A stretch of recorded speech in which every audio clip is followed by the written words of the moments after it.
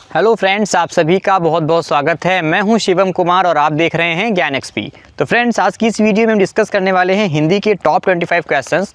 और दोस्तों, ये क्वेश्चन जैसा कि आपने थंबनेल पे देख रहे हैं कि आपके यूपी फॉरेस्ट गार्ड के लिए तो बहुत इंपॉर्टेंट है ही, साथ ही साथ ये आपके जो है UP TET, super TET, UPSI, Lekhpal, PET जैसी परीक्षाओं के लिए भी बहुत ही महत्वपूर्ण है। तो फ्रेंड्स, एक वीडियो से आपके जो है इतने एग्जाम्स में हेल्प मिलेगी। तो फ्रेंड्स, आप लोगों का भी हक बनता है, आप लोग प्लीज़ सपोर्ट करें। आपका हक है दोस्तों, वीडियो को लाइक और शेयर करें। तो प्लीज़ फ्रेंड्स, इतना सपोर्ट कीजिए। और इसका पीडीएफ भी हम आपको फ्री ऑफ कॉस्ट प्रोवाइड करा रहे हैं। दोस्तों, आप पीडीएफ से भी रिवाइज करते रहिए, जो कि हमारे टेलीग्राम ग्रुप पे आपको मिलेगा। ग्रुप से जुड़ने के लिए लिंक डिस्क्रिप्शन बॉक्स में है, या आप टेलीग्राम ऐप पे अपने जॉब एक्सपी सर्च करके भी हमारे ग्रुप से जुड़ सकते हैं। ठीक है फ्रेंड्स, चलिए शुरू करते हैं वीडियो को और देखते हैं आज का पहला क्वेश्चन। अगर आपको वीडियो अच्छा लगे, पसंद आए तो बस लाइक कर दीजिएगा। ठीक है फ्रेंड्स, तो चलिए शुरू करते हैं वीडियो को और देखते हैं आज का पहला क्वेश्चन। तो डियर फ्रेंड्स, आपका पहला क्वेश्चन है कि हिंदी साहित्य के आरंभिक काल को आचार्य रामचंद्र शुक्ल ने क्या कहा है। दोस्तों, बहुत अच्छे क्वेश्चंस हम आपके लिए लेके आएंगे, बस आपके सपोर्ट की ज़रूरत है।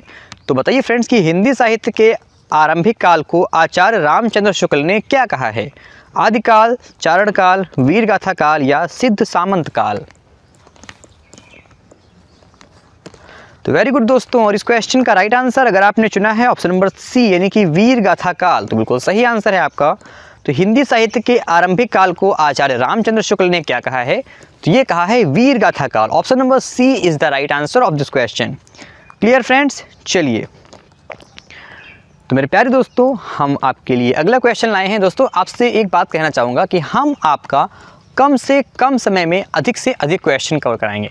दोस्तों, अगर हम चाहें तो आपके 25 से जो 30 क्वेश्चन हम डिस्कस करते हैं, तो ये आपको घुमा घुमा के हम जो है 25 मिनट 30 मिनट की वीडियो बना दें। लेकिन नहीं, आपका कम समय में ज़्यादा जो है आपको नॉलेज हो, यही हमारा उद्देश्य है। दोस्तों, आपका अगला प्रश्न है कि वीरगाथा काल का कवि नहीं है। दोस्तों, चंद्रबरदाई, नामदेव, जगनिक या मधुकर, तो इनमें से बताइए कि कौन जो है वीरगाथा काल का कवि नहीं है।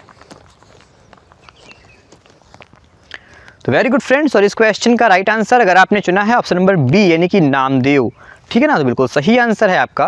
मेरे प्यारे दोस्तों, जो नामदेव हैं ये वीरगाथा काल के कवि नहीं हैं। मेरे प्यारे दोस्तों, इस क्वेश्चन का राइट आंसर हो जाएगा option number B, Namdev. Clear, चलिए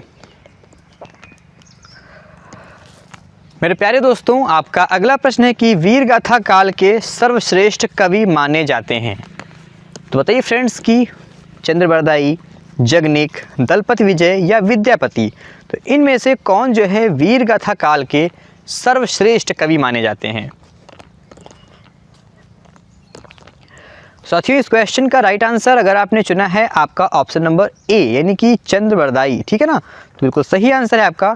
तो वीरगाथा काल के सर्वाधिक यानी कि सबसे श्रेष्ठ जो कवि माने जाते हैं ये है Chand Bardai. Option number A is the right answer of this question. Clear friends, चलिए मेरे प्यारे दोस्तों, अगला काफ़ी सिंपल सा क्वेश्चन है और इस क्वेश्चन में आपको बताना है कि पृथ्वीराज रासो के रचनाकार हैं। तो पृथ्वीराज रासो के रचनाकार कौन हैं? जयदेव, चंद्रबरदाई, जगनिक या विद्यापति। तो वेरी गुड फ्रेंड्स, और इस क्वेश्चन का राइट आंसर अगर आपने चुना है ऑप्शन नंबर बी, यानी कि चंद्रबरदाई, तो बिल्कुल सही आंसर है आपका। तो पृथ्वीराज रासो किसकी रचना है, तो ये है चंद्रबरदाई की। बहुत अच्छा क्वेश्चन है और ये वीर रस की गाथा है, तो ये भी आपको याद रखना है। तो दोस्तों, इस क्वेश्चन का राइट आंसर हो जाएगा ऑप्शन नंबर बी। ठीक है, चलिए मेरे प्यारे दोस्तों, आपका अगला प्रश्न है कि कबीरदास की भाषा थी। दोस्तों देखिए, ये रेलवे का क्वेश्चन है और इसमें आपको बताना है कि कबीरदास की भाषा क्या थी। ब्रज, कन्नौजी, सदुकड़ी या खली खड़ी बोली। दोस्तों, बहुत ही आसान सा क्वेश्चन है और इस क्वेश्चन का राइट आंसर अगर आपने चुना है ऑप्शन नंबर 3, यानी कि सदुकड़ी, तो बिल्कुल सही आंसर है आपका। तो कबीरदास की भाषा क्या थी, तो ये थी सदुकड़ी। Option number C is the right answer of this question, सदुकड़ी। ठीक है दोस्तों, चलिए फ्रेंड्स, अब आपके सामने कुछ पंक्तियां हैं, जैसे कि नयन जो देखा कमल सा, निर्मल तीर शरीर, हंसत जो देखा हंस भा, दसन ज्योति नगहीर। तो फ्रेंड्स, काफ़ी अच्छी पंक्तियां हैं। तो बताइए कि प्रस्तुत पंक्तियों के रचयिता हैं। दोस्तों पंक्तियाँ जो होती हैं ना, तो ये अक्सर आपको कंफ्यूज करेंगे, क्योंकि भाई हम पंक्तियों को कहाँ तक पढ़ें और ना ही हमको ये याद रहेंगी। दोस्तों कुछ हम ऐसे टॉपिक आपके लिए, कुछ ऐसे क्वेश्चंस लाएंगे पंक्तियों से जो कि आपके लिए इंपॉर्टेंट हो, जो कि पूछे गए। जैसे कि यही क्वेश्चन देखिए, रेलवे का पूछा हुआ क्वेश्चन है। तो दोस्तों अगर हम बात करें इन पंक्तियों के रचयिता की, तो इनको जो है मलिक मोहम्मद जैसी जी ने लिखा है, ठीक है ना। तो आपके इस क्वेश्चन का राइट आंसर हो जाएगा option number C, Malik Mohammad Jaisi. चलिए अगला काफ़ी सिंपल सा क्वेश्चन है फ्रेंड्स। प्रश्न है कि शिवा बावनी के रचनाकार हैं दोस्तों पद्माकर, भूषण, केशवदास और जगनिक। तो इनमें से बताइए कि शिवा बावनी के रचनाकार कौन हैं। तो डियर फ्रेंड्स इस क्वेश्चन का राइट आंसर अगर आपने चुना है ऑप्शन नंबर बी यानी कि भूषण, तो बिल्कुल राइट आंसर है आपका। तो शिवा बावनी के रचनाकार कौन हैं? तो शिवा बावनी के रचनाकार हैं भूषण जी, महाकवि भूषण, ठीक है ना। Option number B is the right answer of this question. चलिए दोस्तों आपके सामने फिर से कुछ पंक्तियां हैं, और जैसे कि नर की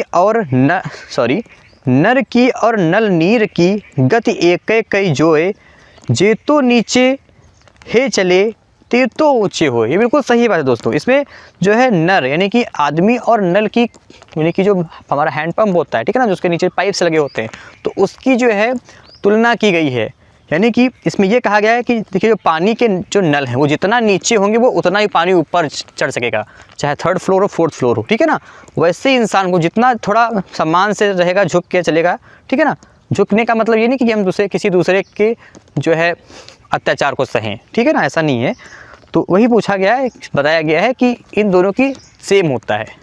जितना भी इसमें झुकने का अभिप्राय ये है कि जितना आप विनम्र रहेंगे, ठीक है ना, तो उतना ही आपका सम्मान होगा। चलिए तो बताइए इस क्वेश्चन का राइट आंसर क्या होगा। तो फ्रेंड्स ये जो है पंक्तियां हैं बिहारी लाल की, ठीक है, very important question. Option number C is the right answer of this question, Bihari Lal, ठीक है। चलिए दोस्तों आपका अगला प्रश्न है कि सखी वे मुझसे कह कर जाते हैं। बहुत अच्छा क्वेश्चन। बताइए फ्रेंड्स कि सखी वे मुझसे कह कर जाते हैं। तो इन पंक्ति के रचयिता कौन है? अज्ञेय, मैथिली शरण गुप्त, हरिऔध या जयशंकर प्रसाद। साथियों इस क्वेश्चन का राइट आंसर अगर आपने चुना है ऑप्शन नंबर बी यानी कि मैथिली शरण गुप्त। तो सखी वे मुझसे कहकर जाते हैं, तो ये लिखी हैं जयशंकर प्रसाद जी ने। Option number B is the right answer of this question. चलिए मेरे प्यारे दोस्तों आपका अगला प्रश्न है कि हिंदी कविता को छंदों की परिधि से मुक्त कराने वाले थे। दोस्तों अच्छा क्वेश्चन है। और बताइए कि ठीक है ना, कविता को छंदों की परिधि से मुक्त कराने वाले कवि कौन थे? दोस्तों इस क्वेश्चन का राइट आंसर अगर आपने चुना है ऑप्शन नंबर 4 यानी कि सूर्यकांत त्रिपाठी निराला, ठीक है ना। तो ये कौन से थे कवि? तो Suryakant Tripathi Nirala. Option number 4 is the right answer of this question, Suryakant Tripathi Nirala. चलिए मेरे प्यारे दोस्तों आपका अगला प्रश्न है कि तितली किसकी रचना है। तो बताइए फ्रेंड्स कि तितली जो है किसकी रचना है। बहुत ही सिंपल क्वेश्चन है, गलत मत कीजिएगा। Very good friends. और इस क्वेश्चन का राइट आंसर अगर आपने चुना है ऑप्शन नंबर 1 यानी कि जयशंकर प्रसाद। तो तितली किसकी रचना है? तो यह जयशंकर प्रसाद की। Option number A is the right answer of this question. तितली, कामायनी, ये सब किसकी हैं? जयशंकर प्रसाद की। चलिए दोस्तों आपका अगला प्रश्न है कि अतीत के चलचित्र की रचयिता। ये क्वेश्चन बहुत बार पूछा गया है कि अतीत के चलचित्र किसकी रचना है। तो फ्रेंड्स इस क्वेश्चन का राइट आंसर हो जाएगा option number C, Mahadevi Verma. देखिए अतीत के चलचित्र, मेरा परिवार, गिरिजा, ये ठीक है ना, ये किसकी रचनाएं हैं? ये सभी हैं महादेवी वर्मा की। यामा, ये सभी, ठीक है ना, इंपॉर्टेंट है, कई बार पूछी भी गई हैं। Option number C is the right answer of this question. एक है मैं नीर भरी दुख की बदली, ठीक है ना, और लास्ट में पंक्ति है इनकी कल छाई थी मिट आज चली। ये भी किसकी पंक्तियाँ है? महादेवी वर्मा की। अर्थात आज दुखों ने इसमें करुण रस पाया जाता है। ये भी पूछा गया है कि इन पंक्तियों में कौन सा रस पाया जाता है। तो इन पंक्तियों में करुण रस। अर्थात पंक्तियों का कहने का आशय ये है कि कवि इसमें कहता है, कवित्री इसमें कहती है कि मेरे मतलब जो दुख हैं, तो उन दुखों ने आज मेरे जीवन को ही समाप्त कर दिया, ठीक है। चलिए फ्रेंड्स आपका अगला प्रश्न है कि पल्लव के रचयिता कौन है। काफ़ी सिंपल सा क्वेश्चन है फ्रेंड्स, बताइए। तो फ्रेंड्स इस क्वेश्चन का राइट आंसर अगर आपने चुना है ऑप्शन नंबर फर्स्ट यानी कि सुमित्रा नंदन पंत, तो पल्लव के रचयिता कौन है? Pant ji. Option number A is the right answer of this question. दोस्तों इसका PDF हम आपको प्रोवाइड कराएंगे अपने टेलीग्राम ग्रुप में, आप उसको भी ज्वाइन करें, ठीक है। और SSC NTPC इनके सभी के PDF कंप्यूटर के हमारे ग्रुप में पहले से ही पड़े हुए हैं। तो दोस्तों आपका अगला प्रश्न है कि चिंतामणि के रचयिता कौन है? जयशंकर प्रसाद, महावीर प्रसाद द्विवेदी, रामचंद्र शुक्ल या हरिऔध? तो बताइए फ्रेंड्स कि चिंतामणि के रचयिता कौन है? तो फ्रेंड्स इस क्वेश्चन का राइट आंसर अगर आपने चुना है ऑप्शन नंबर सी यानी कि रामचंद्र शुक्ल, तो बिल्कुल राइट आंसर है आपका। तो चिंतामणि के रचयिता कौन है? तो ये है Ramchandra Shukla. Option number C is the right answer of this question. चलिए मेरे प्यारे दोस्तों भाइयों, आपका अगला प्रश्न है कि जन्मेजय का नाग यज्ञ किसकी कृति है? तो अच्छा क्वेश्चन है फ्रेंड्स, बताइए कि जन्मेजय का नाग यज्ञ किसकी कृति है?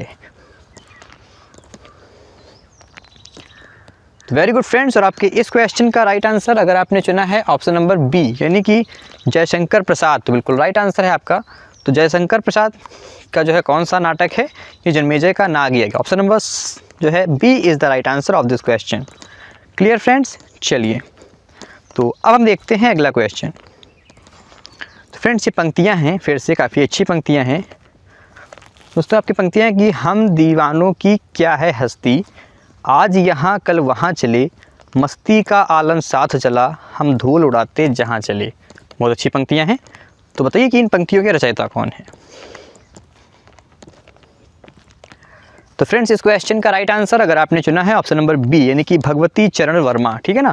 तो भगवती चरण वर्मा की ये पंक्तियां हैं, हम दीवानों की क्या है हस्ती, है आज यहाँ कल वहाँ चले, मस्ती का आलम साथ चला, हम धूल उड़ाते जहाँ चले। बिल्कुल सही बात है। चलिए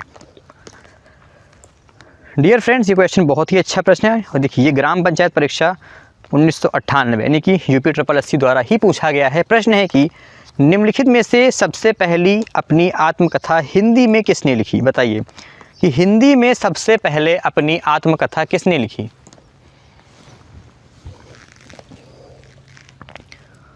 तो दोस्तों इस क्वेश्चन का राइट आंसर अगर आपने चुना है ऑप्शन नंबर डी यानी कि राजेंद्र प्रसाद, तो बिल्कुल राइट आंसर है आपका। तो सबसे पहले हिंदी में अपनी आत्मकथा किसने लिखी थी? राजेंद्र प्रसाद ने। Very important question friends. चलिए option number D is the right answer of this question. Friends बताइए इस प्रश्न का आंसर बताइए। ये भी देखिए UPSSC द्वारा ही पूछा गया है। देखिए ये लेवल रहता है, ठीक है ना। अब देखिए पंक्तियाँ इसमें पूछ रही है ना, अब अगर लेवल हार्ड करेंगे तो पंक्तियाँ ही पूछेंगे, क्योंकि और इनके पास कोई चारा नहीं है कि हम आपका सब कुछ कवर करा देंगे। प्रश्न है कि अबला जीवन हाय तुम्हारी यही कहानी, ठीक है ना।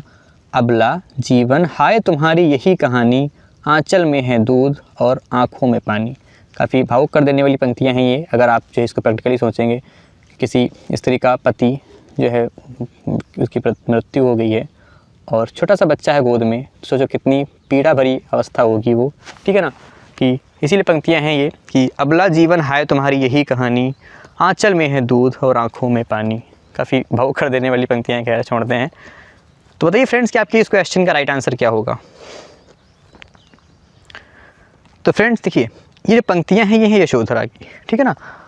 तो इस क्वेश्चन का राइट आंसर हो जाएगा ऑप्शन नंबर सी यशोधरा। चलिए दोस्तों आपका अगला प्रश्न देखिए, ये क्वेश्चन B.Ed में पूछा गया। तो ये मैंने बताया ना दोस्तों कि सब लोग इसको फॉलो कर सकते हैं। प्रश्न है कि आंचलिक रचनाएं किससे संबंधित होती हैं? बहुत अच्छा क्वेश्चन है, एक वेरी इंपॉर्टेंट क्वेश्चन। तो बताइए दोस्तों कि आंचलिक रचनाएं किससे संबंधित होती हैं?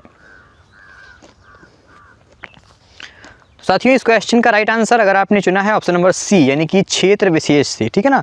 तो आंचलिक रचनाएं किससे संबंधित होती हैं? तो ये संबंधित होती हैं क्षेत्र विशेष से। वेरी इंपॉर्टेंट क्वेश्चन, ठीक है दोस्तों। चलिए मेरे प्यारे दोस्तों आपका अगला प्रश्न है कि निर्गुण भक्ति काव्य का प्रमुख कवि है। बहुत अच्छा क्वेश्चन दोस्तों। और बताइए कि निर्गुण भक्ति काव्य का प्रमुख कवि कौन है? सूरदास, तुलसीदास, कबीरदास, केशवदास। साथियों इस क्वेश्चन का राइट आंसर अगर आपने चुना है ऑप्शन नंबर सी यानी कि कबीरदास। देखिए 9th में 10th में पढ़ा होगा कि निर्गुण भक्ति शाखा के कवि कबीरदास है ना, उनका जन्म है। सब जीवनी में पढ़ा है ना, तो वैसे ही आपको रिवाइज करना है ना। ना याद आए तो पुराना, हाई स्कूल, इंटर सब उठा डालिए, बस क्वेश्चन सही होना चाहिए। Option number C is the right answer of this question. चलिए